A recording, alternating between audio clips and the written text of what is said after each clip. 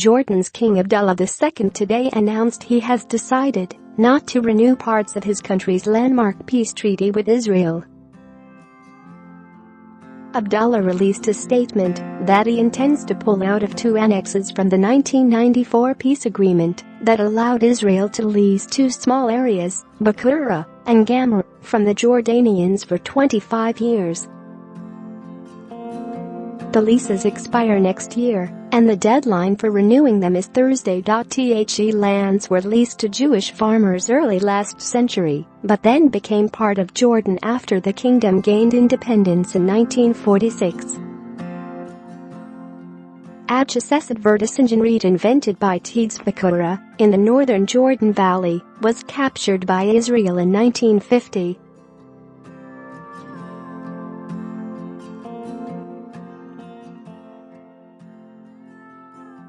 DailyMail.co.uk Once 2018 10/21 17 5,256,656,300,481 Jordan's King Abdullah II picture today announced he has decided M11 1,540,139,767,531.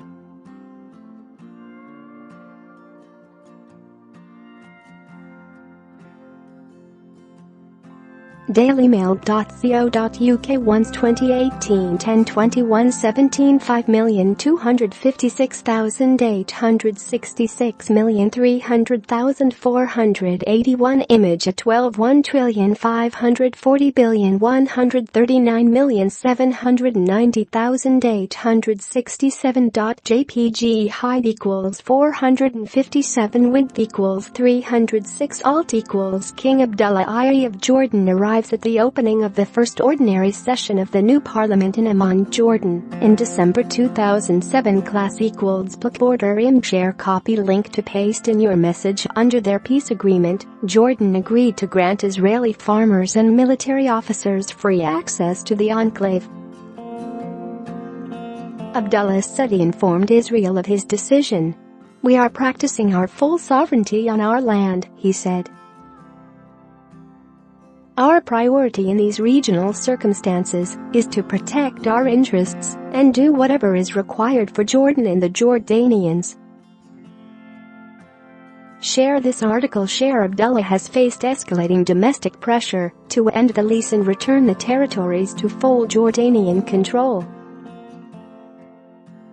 Last week, demonstrators demanding an end to Israeli ownership of the lands marched in Jordan's capital of Amman last week.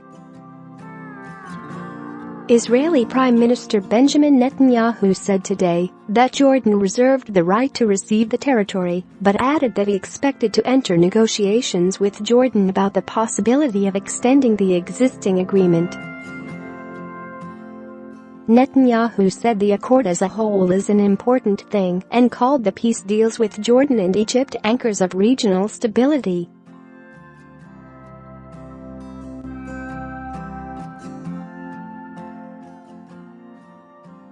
JPG height equals 427 width equals 634 alt equals class equals book border share copy link to paste in your message. He spoke at a memorial for the late Prime Minister Yitzhak Rabin, who signed the peace deal with Jordan.